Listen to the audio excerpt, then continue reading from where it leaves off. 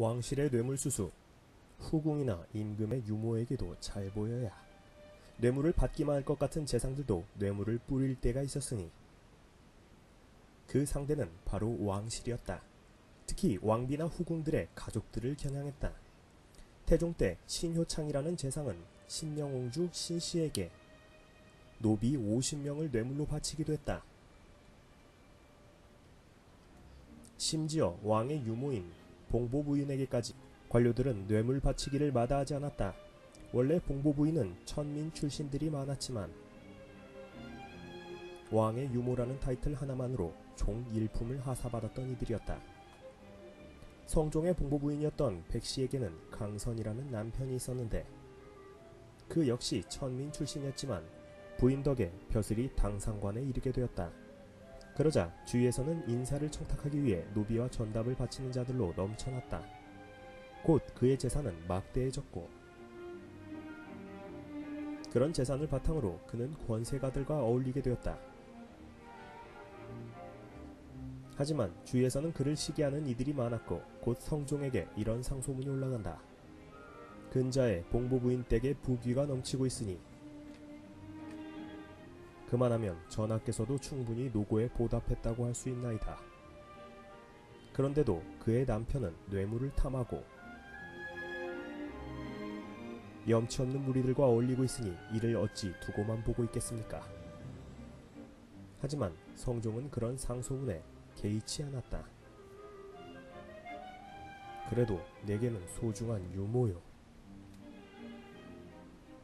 하지만 이후로 성종은 차츰 백씨 부인과 서먹해졌고 백씨 부인의 남편도 크게 자중해야만 했다. 하지만 이후 봉보부인 백씨가 병사하자 성종은 매우 슬퍼했다고 한다. 조선시대의 효사상은 유모에게까지 각별했던 모양이다. 무관의 뇌물수수, 조선의 군대는 절반이 노약자. 조선 초기부터 군역과 관련해서 무관들의 비리도 심각했다. 태조 7년인 1398년 경기도 관찰사가 올린 보고서의 내용은 이렇다. 수군을 관장하는 만호와 천호들은 평소 부유한 자들에게는 사사로이 뇌물을 받아 군역을 빼줬기 때문에 그 빈자리는 오직 가난하고 허약한 사람들로 채워졌다. 때문에 국경을 지키는 이들은 대부분 힘없고 굶주린 이들이 많았으니 그들은 적을 만나면 스스로 당해내기 어렵다는 것을 알았기 때문에 왜구가 침입하더라도 거짓으로 바다가 컴컴하다느니 바람이 역풍이라느니 하면서 둘러대기 일쑤였다. 이러한 무관들의 뇌물수수는 좀처럼 개선되지 않아서 세조 2년인 1456년 전국 관찰사에게 내린 교서에서 세조는 이렇게 우려를 표했다. 근자에 무장들이 뇌물을 받고 젊은이들을 사사로이 군역에서 빼주는 탓에 군졸 중의 과반수가 노약자로 채워졌다고 하니 참으로 통탄할 노릇이 아닐 수 없다. 이런 군역 비리에 아전들도 동참했다. 조선은 건국 직후부터 3년마다 한 번씩 군적을 수정하여 늙거나 사망한 자들을 제외했고 각자 특기에 맞는 보직을 부여했다. 아전, 돌쇠는 활을 잘 쏘니 진패, 먹쇠는 노를 잘 저으니 선군. 조선 초기만 해도 이런 일들은 수령이 하지 않고 아전들이 도맡아 했다. 먹쇠, 나 수군 싫다니까요. 하다가 골병 들면 농사도 제대로 못 짓는다니까요. 맨입으로.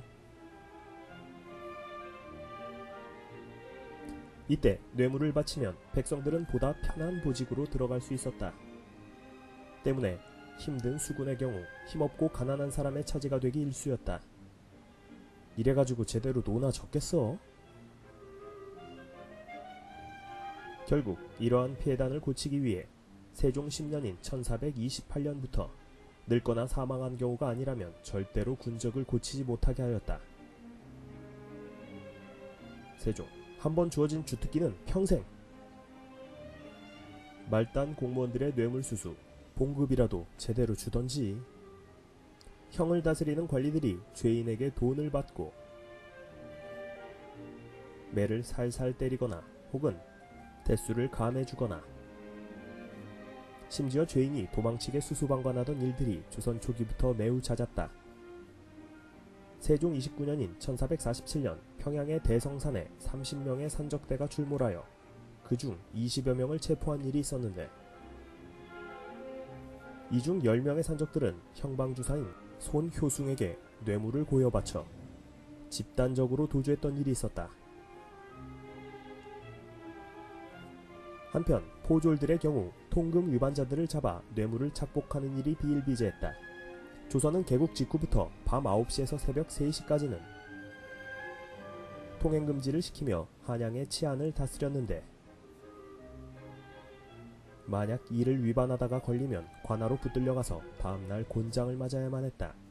하지만 이는 술라군에게 뇌물을 쥐어주지 못하는 경우에만 해당됐다. 대부분은 뇌물이면 만사 오케이였기 때문이다.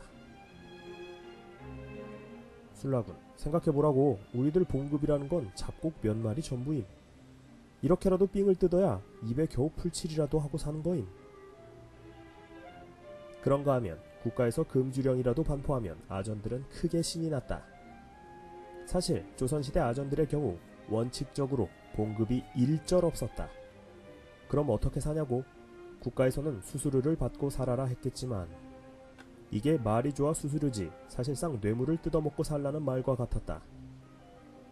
때문에 국가에서 금주령이라도 실시하면 아전들은 돈주머니를 크게 채울 수 있는 기회였다.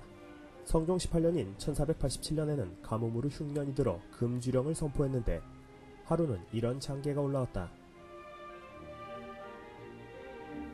근자에 금주령을 내렸더니 선부의 서리와 아전들이 그걸 빙자하여 백성들에게 뇌물을 수탈하고 있으니 그 배단이 술 마시는 것보다 오히려 더 심하다고 하옵니다.